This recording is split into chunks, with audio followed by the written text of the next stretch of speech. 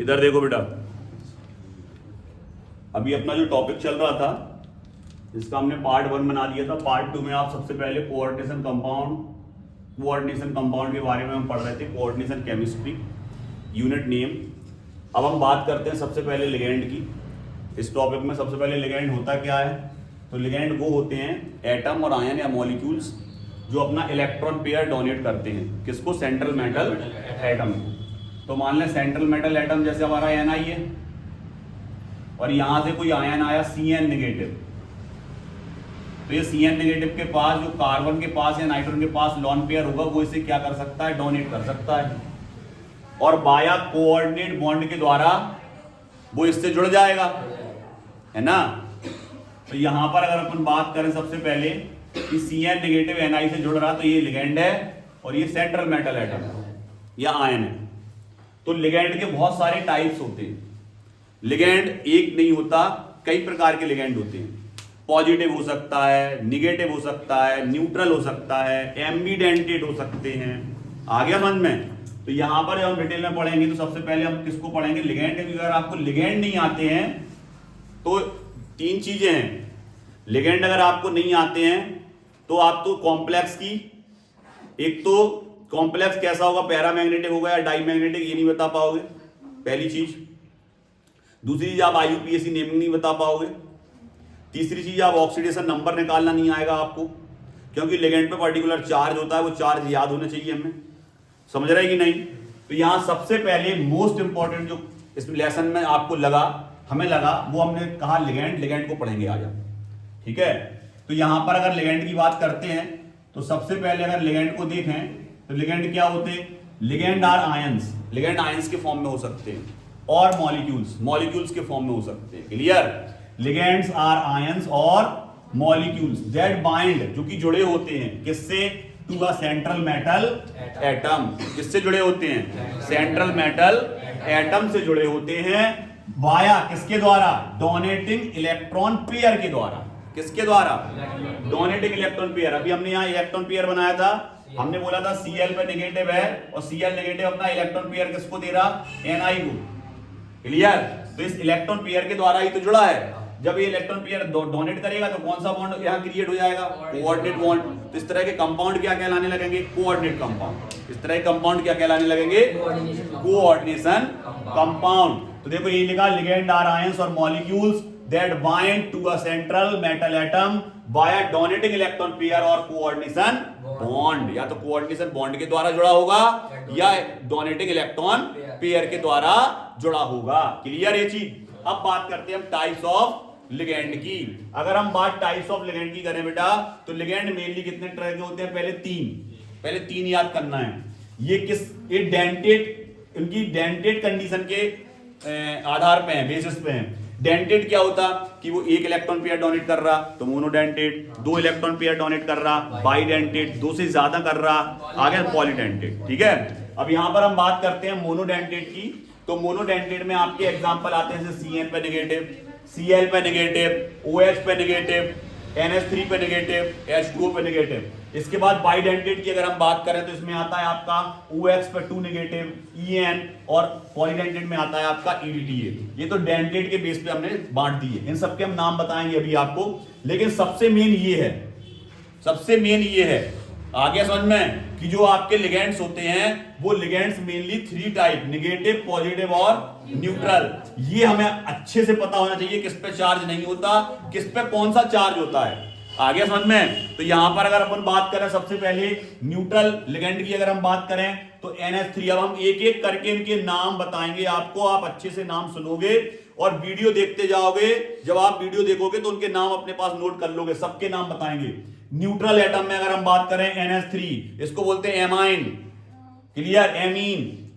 ठीक है। इसके बाद H2, इसको बोलते हैं aqua, AQUA, aqua. NO, nitrosyl. CO, carbonyl. PY, pyridoxine, XINE आएगा लास्ट में। ठीक है। पिरिडॉक्सिन फॉर्मूला क्या होता है? C5H5N। It is called ethylene diamine. ये है ethylene diamine. Ethylene diamine का अगर हम फॉर्मूले की बात करें तो इथिलीन डाई एमाइन का फॉर्मूला सेम टू सेम ये होगा, इथिलीन डाइअमाइन का फॉर्मूला होगा NH2 bond CH2 bond CH2 bond NH2। ये है इथिलीन डाइअमाइन, ठीक है। इसमें ये वाला नाइट्रोजन भी अपना पेयर दे सकता है और ये वाला नाइट्रोजन भी अपना पेयर दे सकता है। इट इज अ बाइडेंटेड, कैसा है, बाइडेंटेड। देखो ये लिखा EN, दिख रहा, किसमें लिखा, बाइडेंटेड में। तो यहां पर इथिलीन डाइअमाइन बाइडेंटेड है। ये सभी आपके न्यूट्रल्स हैं, तो न्यूट्रल लिगेंड आपको याद रखने हैं, क्लियर। इसके बाद हम बात करते हैं बेटा किसकी, पॉजिटिव। पॉजिटिव कौन कौन आता है, जैसे CO पे पॉजिटिव। अब हम सर जैसे मान लो नेमिंग में लिखे हैं कोई चीज, जैसे नेमिंग लिखा है ना, टेट्रा साइनो निकलेट आगे ना इस तरह का, तो वहां पर हम कैसे पहचानेंगे, तो EM लगता है इनमें। देखो EM का यूज होता है, IUM EM का यूज होता है, तो समझो पॉजिटिव है। जैसे CO पे पॉजिटिव कार्बोनियम, NO पे पॉजिटिव नाइट्रोसोनियम, क्लियर। यहां पर आ जाए, देखो यहां ये था क्या अपना, हाइड्राजीन से बनाइए। हाइड्राजीन क्या होता है, हाइड्राजीन का फॉर्मूला होता है सर NH2 बॉन्ड NH2। ये हाइड्राजीन है बेटा, क्या है, हाइड्राजीन। तो यहां पर अगर अपन लिखते हैं हाइड्राजीन, तो हाइड्राजीन जो है ना वो कैसा है, न्यूट्रल लिगेंड होता है। कैसा लिगेंड है, न्यूट्रल लिगेंड है बेटा। ये हाइड्रोजन कैसा लिगेंड है, न्यूट्रल। लेकिन इसमें से अगर एक H हटा दें हम, एक H हटा दें, तो फिर इस पर पॉजिटिव चार्ज आ जाएगा। कौन सा चार्ज आ जाएगा, पॉजिटिव चार्ज आ जाएगा, क्लियर। तो ये क्या बन गया, क्योंकि हाइड्राजीन से बना, इसलिए देखो इसको क्या बोला, हाइड्राजीनियम। तो ये समझ में आया, हाइड्राजीनियम क्यों कहा इसको, क्योंकि हाइड्राजीन से बना, EM लग गया, और उसमें हाइड्राजीन से बना और EM लग गया, तो हाइड्राजीनियम, क्लियर। ये काय से बना था, कार्बोनिल से, तो कार्बोनियम। ये नाइट्रोसिल से, तो नाइट्रोसोनियम, क्लियर। अब बात करते हैं निगेटिव लिगेंड की। अपने निगेटिव लिगेंड की अगर हम बात करें बेटा, जब तक लिगेंड याद नहीं होंगे इस यूनिट में आप क्वेश्चन नहीं कर पाओगे सॉल्व, ये बिल्कुल फैक्ट है। आगे समझ में, लिगेंड मेन है। अब बात करते हैं निगेटिव की। निगेटिव में आता है आपका Cl पे एक निगेटिव क्लोराइडो, F पे एक निगेटिव फ्लोराइडो, Br पे एक निगेटिव ब्रोमाइडो, आयोडीन पे एक निगेटिव आयोडाइडो, क्लियर। Cn पे एक निगेटिव साइनाइडो, OH पे एक निगेटिव हाइड्रोक्साइडो, ठीक है। CO3 पे दो निगेटिव कार्बोनेटो, ऑक्सिलेटो, OX ऑक्सिलेटो। अब किसी ने कहा भैया ऑक्सिलेटो का स्ट्रक्चर बताना जरा कैसा होता, तो तुम कह दोगे, अगर ऑक्सिलेटो की जगह ये लिखा, बच्चे बहुत ज्यादा कंफ्यूज होते हैं, ये लिख के आ गया, उसे समझ में ही नहीं आ रहा ये ऑक्सिलेटो है, यही ऑक्सिलेटो है, C2O4 पे 2 निगेटिव। क्यों, क्योंकि इसका स्ट्रक्चर बनाओगे तो ऐसा बनेगा, COO पे निगेटिव, COO पे negative. It is a bidentate ligand. ये वाला ऑक्सीजन भी लॉन पेयर दे सकता और ये वाला ऑक्सीजन भी लॉन पेयर दे सकता। दोनों ऑक्सीजन चूंकि लॉन पेयर दे सकते हैं, इसलिए इसको बोलेंगे ऑक्सिलेटो। कॉमनली देखो C2O4 पे 2 निगेटिव, C2O4 पे 2 निगेटिव, क्लियर। ऑक्सिलेटो याद रखोगे, और देखो किसमें आता है, बाइडेंटेड में। अब बात करते हैं ऑक्सिलेटो के बाद सल्फेटो, सबको पता। सल्फेटो के बाद थायोसल्फेटो, S2O4 पे 2 निगेटिव, इसको याद रखोगे, थायोसल्फेटो। थायोसल्फेटो S2O4 पे 2 निगेटिव कहलाता है आपका थायोसल्फेटो, क्लियर। अब हम बात करते हैं और कौन कौन से हैं सर। इसके बाद देखो ये एसिटिक एसिड से बना, एसीटेटो। जो फॉर्मिक एसिड से बनेगा उसको बोलेंगे फॉर्मेटो। फॉर्मेटो, जैसे ये फॉर्मिक एसिड से बना, ये फॉर्मिक एसिड से बना HCOOH, ये फॉर्मिक एसिड से बना। ये एसिटिक एसिड से बना CH3COOH, ये एसिटिक एसिड से बना, इसलिए इसको एसीटेटो, इसको फॉर्मेटो, clear. Negative negative, clear. H हट गया पॉजिटिव के फॉर्म में। इसको क्या बोलेंगे, इसको क्या बोलेंगे सर, S जहां लग जाता है, नाम बता रहे अच्छे से, इनको याद कर लेना। S जहां लग जाता है वहां थायो, वहां थायो। CN है साइनाइडो, थायोसाइनेटो भी बोल सकते हो, थायोसाइनेटो भी बोल सकते हो, थायोसाइनेटो ही बोलेंगे इसको, ठीक है, थायोसाइनेटो। अब ये S देखो पीछे आ गया और N आगे आ गया, तो CN को बोलते थे हम साइनेटो, ठीक है, साइनेटो या साइनाइडो, और NC को बोलते थे आइसोसाइनाइडो, क्लियर। आइसो लग जाता था पलट के। तो यहां पर जब आप ये को N आगे आ गया, ये CN देखो पलट गया, तो यहां क्या हो जाएगा, आइसो लग जाएगा, तो इसका नाम हो जाएगा आइसोथायोसाइनेटो। ये आइसोथायोसाइनेटो है, ये थायोसाइनेटो है, क्लियर। ये क्या है आपका सर, नाइट्रो। ये क्या है, नाइट्रो। तो सर नाइट्राइटो क्या होता है, NO2 पे एक नेगेटिव, इसको बोलते हैं नाइट्रो, और ONO पे एक नेगेटिव, इसको बोलते हैं नाइट्राइटो। ये नाइट्राइटो है, ये नाइट्रेटो है, क्लियर क्लियर। नाइट्रेटो नाइट्राइटो, या इसको नाइट्रो भी बोल सकते हो, क्या बोल सकते हो, नाइट्रो। अब बात करते हैं GLY, इसको बोलते हैं ग्लाइसिनेटो। फॉर्मूला देखो ये लिखा ग्लाइसिनेटो का, ये लिखा ठीक है, एक आइसोलेटो है। अब बात करते हैं किसका, ONO, वही आ गया नाइट्राइट। इधर आ जाओ, EDT ये सब जानते, इथिलीन डायमाइन टेट्रा एसीटो। तो यहां पर अगर अपन बात करें मस्ट सबसे पहला लिगेंड, सबसे पहली चीज है लिगेंड। अब हम कुछ क्वेश्चंस आते हैं बेटा, एक्सप्लेनिंग क्वेश्चंस आते हैं और वो रीजन वाले होते हैं। उन एक्सप्लेनेशन जो क्वेश्चंस होते हैं बेटा, उनको हम जब तक नहीं कर पाएंगे जब तक कि हमें लिगेंड में ये पता नहीं है कि कौन से स्ट्रांग होते हैं कौन से वीक। अगर आपको ये पता नहीं है कि स्ट्रांग लिगेंड कौन से होते हैं और वीक लिगेंड कौन से होते हैं, तो आप इस तरह के एक्सप्लेनेशन वाले क्वेश्चंस कर ही नहीं पाओगे। उसके लिए हमने देखो यहां लिखा है पावरफुल लिगेंड, स्टार बनाया, अलग बनाया है।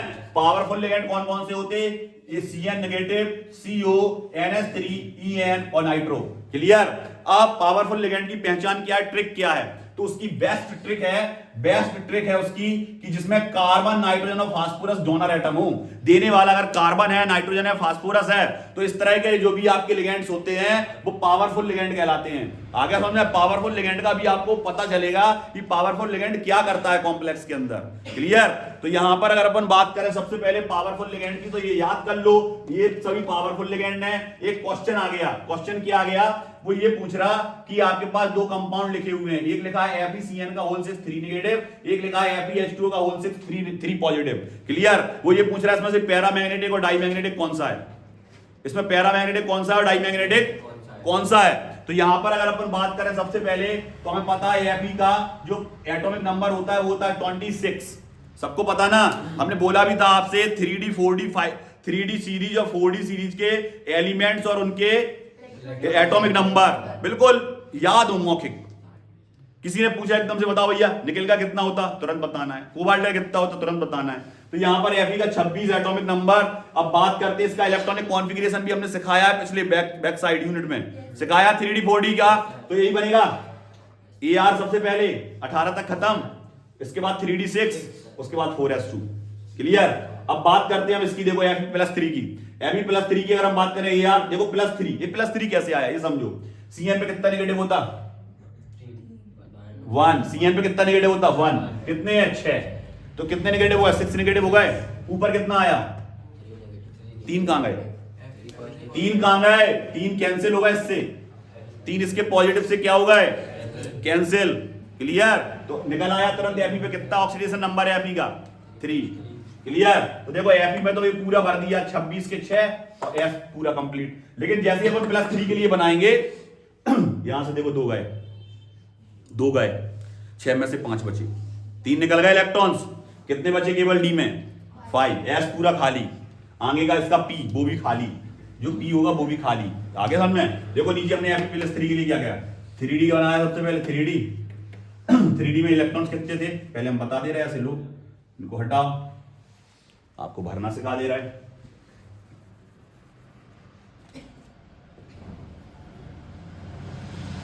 ठंड के दिनों में सबसे बड़ी दिक्कत ये है, इधर देखो बेटा, इसमें कितने 5, जुड़ने के लिए कौन आ रहा CN। कैसा लिगेंड है पावरफुल, ऊपर दिखा है पावरफुल लिगेंड है, इन्हें पेयर करना पड़ेगा, पेयरिंग करनी पड़ेगी, पेयर बनाएंगे सब, ये 2 हैं अंदर आ जाएंगे, ये पेयर बना लेगा, ये पेयर बना लेगा, 2 खत्म, एक कहां जाएगा, अकेला थोड़ी पेयर बनाएगा। आगे समझ में, रहने दो जैसे ही कैसा, कौन दिक्कत है। आगे समझ में, इसके बाद कितने CN आ रहे जुड़ने के लिए 6, तो सबसे पहले 6 CN आएंगे, एक CN यहां जुड़ेगा क्योंकि वो तो लॉन पेयर देगा सीधा, एक CN यहां, एक CN यहां, एक CN यहां, एक CN यहां और एक CN यहां, सब पे क्या है नेगेटिव चार्ज है। ये सभी अपने क्या दे रहे हैं लॉन पेयर दे रहे हैं, वो लॉन पेयर इसमें भरे जाएंगे।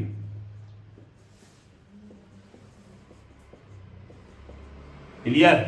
गौर से देखो कौन सा पहले, अब देखो यहां बहुत सारी चीजें आपको निकालने के लिए आ गई, बहुत सारे एक्सप्लेनेशन क्वेश्चन बनेंगे। सबसे पहला वो ये कह रहा है इसका, इसमें हाइब्रिडाइजेशन कौन सा होगा, क्वेश्चन पूछ रहा वो हाइब्रिडाइजेशन होगा सर इसमें D2sp3, कौन सा हाइब्रिडाइजेशन होगा, कैसे निकाला D के 2, S का 1, P के 3।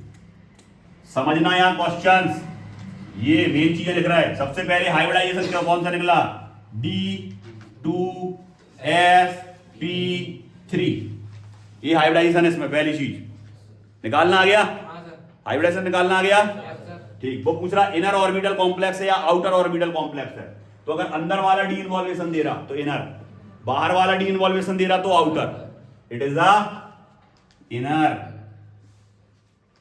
ऑर्बिटल कॉम्प्लेक्स है भैया ये। वो पूछ रहा है स्ट्रक्चर कौन सा होगा, D2sp3 के लिए हमेशा स्ट्रक्चर ऑक्टाहेड्रल होगा।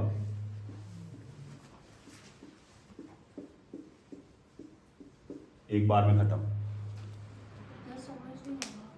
और खड़े हो जाओ, कहां नहीं आया बेटा, खड़े हो।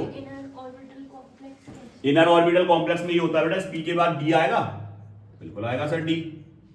बाहर वाला डी तो खाली लगा पूरा, अंदर वाले डी में तुमने इलेक्ट्रॉन्स भर दिए क्योंकि जगह थी। हमें कितने ऑर्बिटल चाहिए थे, टोटल ब्लैंक ऑर्बिटल कितने चाहिए थे 6। इसमें डी के 2 इन्वॉल्वेशन दे रहे, एस का 1 दे रहा, पी के 3 दे रहे, पी 3 और 4 5 6 हो गए, खत्म।